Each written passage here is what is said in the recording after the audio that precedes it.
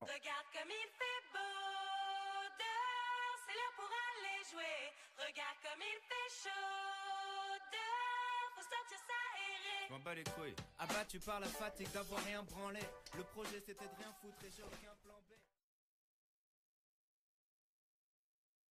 Salut, on se retrouve pour une nouvelle vidéo des petites astuces et aujourd'hui on va parler du E3, en particulier d'équilibre acido-basique et de mécanique des fluides, en corrigeant 4 QCM de mécanique des fluides et un QCM qui porte sur un titrage.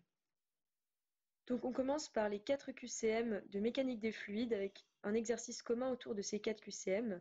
Donc on a un énoncé assez long, il faut essayer de lire rapidement, mais ce qui est important c'est surtout les informations qu'on nous donne à la fin et les valeurs.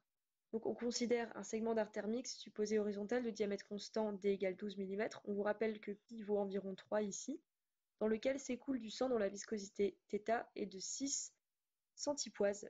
La vitesse maximale sanguine Vmax revient à 0,12 m par seconde moins 1 et la perte de charge ΔE dans cette situation équivaut à 16 pascal. Donc il va falloir trier les informations pour répondre au QCM. On vous demande en premier lieu combien vaut le débit Q du segment d'artère. Donc on utilise pour ça l'équation de continuité, qui signifie en fait que le débit est égal à la surface multiplié par la vitesse. Or ici il faut faire attention, la vitesse utilisée dans la formule n'est pas égale à la Vmax. En effet, on utilise la vitesse moyenne qui est égale à la vitesse maximale divisée par 2. Donc on vous donne la vitesse maximale dans l'énoncé, donc c'est grâce à ça que vous allez pouvoir répondre. Donc Q est égal à S, donc la surface fois la vitesse max sur 2. On rappelle, faites attention que le rayon c'est bien le diamètre divisé par 2, c'est typiquement le genre de piège qu'on peut retrouver.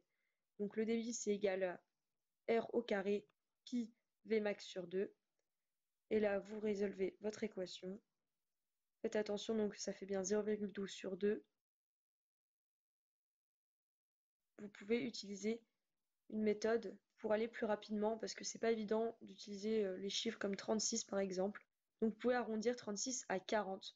Donc vous obtenez 120 fois 6 et là vous obtenez 720, c'est beaucoup plus facile. À la fin vous avez 7,20 10 puissance moins 6. Et là vous regardez par rapport aux items qui vous sont proposés. Donc les plus proches ce serait en fait la C ou la D. Or, dans l'item C, on est inférieur à 7,20, l'item D supérieur. Mais comme on a arrondi au supérieur, passant de 36 à 40, le résultat le plus plausible est forcément plus petit que notre approximation. L'item C est donc vrai ici. On passe au QCM 24. On nous demande en fait la longueur ΔL du segment d'artère. Cette variable, elle est présente dans l'équation de la résistance. Donc déjà, on va vous redonner une équation hyper importante, une formule ultra essentielle et primordiale à retenir absolument. La différence de charge, ou aussi également appelée la différence de pression, c'est égal au débit multiplié par la résistance. C'est une formule essentielle pour comprendre et après en fait on vous permet de calculer en connaissant la formule de la résistance qui est 8 ΔL sur pi R4, vous obtenez la valeur de ΔL en changeant un petit peu l'équation. Donc là, vous utilisez tous vos chiffres. Donc il faut faire attention, ne pas se perdre. Il y a énormément de puissance de 10, de chiffres qui se ressemblent un petit peu. Essayez de faire le tri. Vous pouvez barrer quelques chiffres.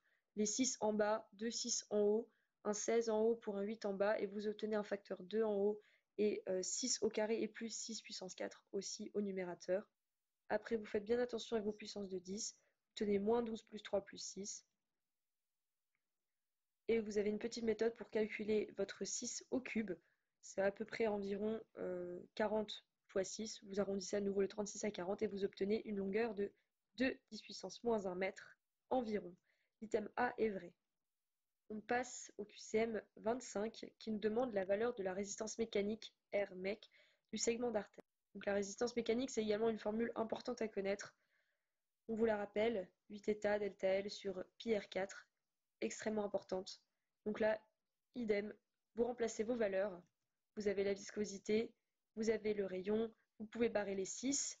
Donc vous obtenez 6 au cube au dénominateur.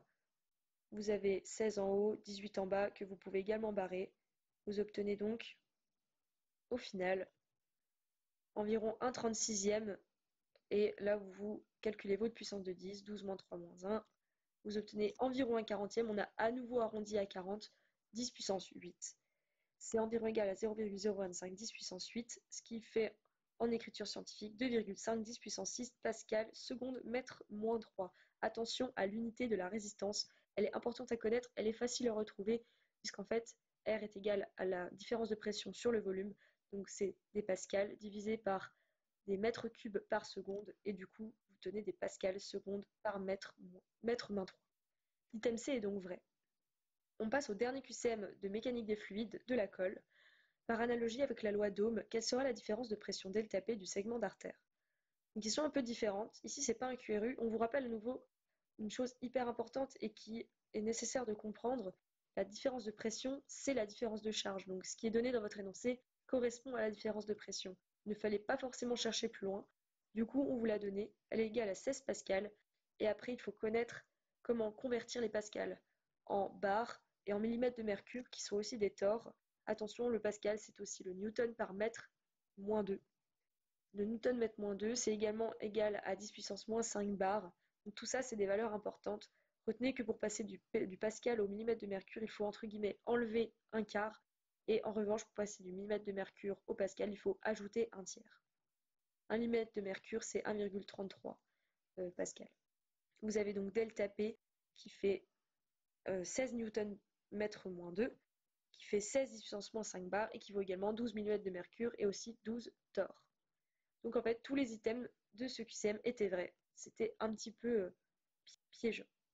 On passe au QCM d'acide base. Donc vous avez un énoncé plus court, un bécher contenant 20 ml d'une solution d'acide lactique à 0,01 mol par litre. On vous donne le pKa du couple, qui vaut 3,1, et que l'on titre par une solution de KOH, c'est de l'hydroxyde de potassium, à une concentration de 0,1 mol par litre. Donc item A, initialement, le pH de la solution d'acide lactique est de 3,55. Alors, comment on détermine qu'une base ou qu'un acide est fort ou faible? Donc de manière générale, le pKa qui est donné dans l'énoncé signifie que l'acide ou la base sont souvent faibles. L'espèce titrée est très souvent faible également, tandis que l'espèce titrante est plutôt forte pour générer le pouvoir tampon. Donc ici, on vous a listé des acides et des bases fortes à connaître, notamment l'acide sulfurique qui est un diacide fort qui retombe très souvent dans les annales et dans les QCM, H2SO4. On a également les acides perchloriques et chlorhydriques qui sont assez connus et à connaître.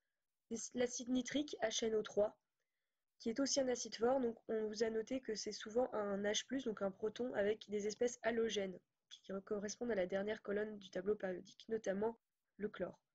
On a également des bases fortes, par exemple l'hydroxyde de potassium ou l'hydroxyde de sodium. Donc ici, à l'inverse, c'est la base forte OH- qui est liée à une espèce alcaline, donc qui correspond à la première colonne du tableau, notamment sodium et potassium. Donc en item A, on nous demande du coup le pH. Donc il faut le calculer avec la formule du tableau des diapos précédentes. Vu que maintenant on sait que c'est un acide faible, on peut utiliser la formule pH égale 1,5 de pKa moins 1,5 de log de la concentration en acide lactique. En résolvant ce calcul, on trouve 1,55 plus 1, ce qui vaut bien 2,55 et pas 3,55. Attention, c'est ce genre de piège qui peut tomber souvent. L'item A est faux.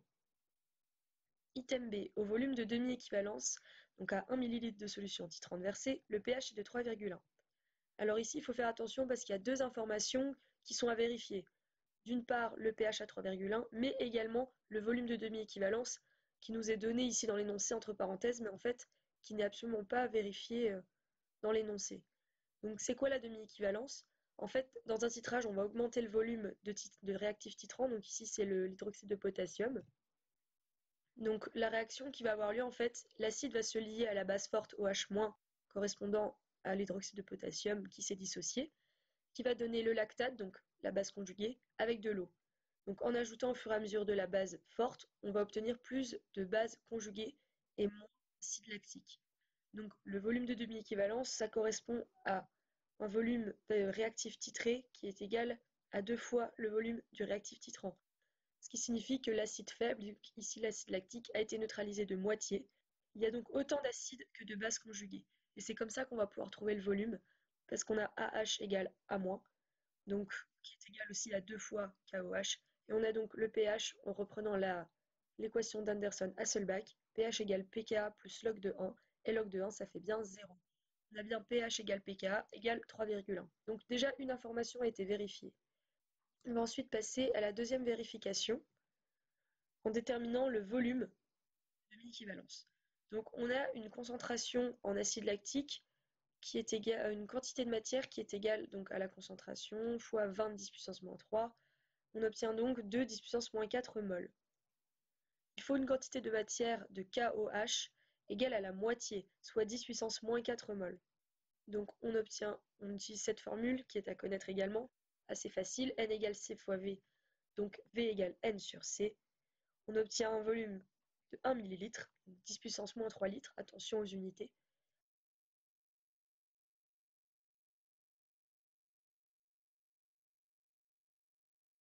Item B est donc vrai, on a vérifié le pH et le volume de demi-équivalence. Item C, au volume de 1 ml de solution titrante renversée, l'espèce prédominante est le lactate. Ça c'est instantané une fois que vous avez trouvé votre volume de demi-équivalence. Vous avez donc la propriété, la règle qui dit qu'en fait, à ce volume-là, on a autant de base que d'acide. Voilà, puisque la neutralisation de l'acide a été faite de moitié. Il y a donc autant d'acide lactique que de lactate, ce qui signifie que lactate n'est pas prédominant. Donc l'item C est faux. Item D, à l'équivalence 10 ml de solution titrante renversée, le pH est basique. Ici, c'est le même type d'item que l'item B, sauf qu'on nous demande le volume d'équivalence. Alors, qu'est-ce que c'est? L'équivalence d'un titrage, c'est la neutralisation totale de l'acide faible par la base forte. Du coup, il n'y a plus du tout d'acide lactique, il y a uniquement du lactate, grâce à l'hydroxyde de potassium qui a engendré la transformation. Il n'y a plus que de la base conjuguée, on a donc un pH basique, mais en revanche, on a également la valeur de 10 ml qui nous est donnée, mais il faut la vérifier. Le volume d'équivalence, il est obtenu de la même façon que pour le volume de demi-équivalence, mais on cherche le volume pour lequel les deux quantités de matière sont égales. Donc, il faut que le double du volume de demi-équivalence, c'est donc 2 ml. Item D est donc faux. Enfin, en item E, le suivi du pH par mesure potentiométrique lors de ce titrage ne nécessite pas d'étalonnage préalable. Ici, c'est instantané également, il faut absolument le savoir. Pour tout suivi pH métrique, potentiométrique, on a besoin d'un étalonnage par des solutions tampons de référence. Ça, c'est indispensable pour avoir des résultats corrects et exploitables. L'item E est faux. Voilà, on en a terminé pour cette vidéo. On espère qu'elle vous aura plu et on espère que vous aurez tout compris.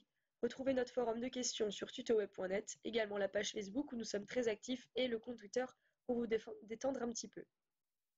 Voilà, bonne journée.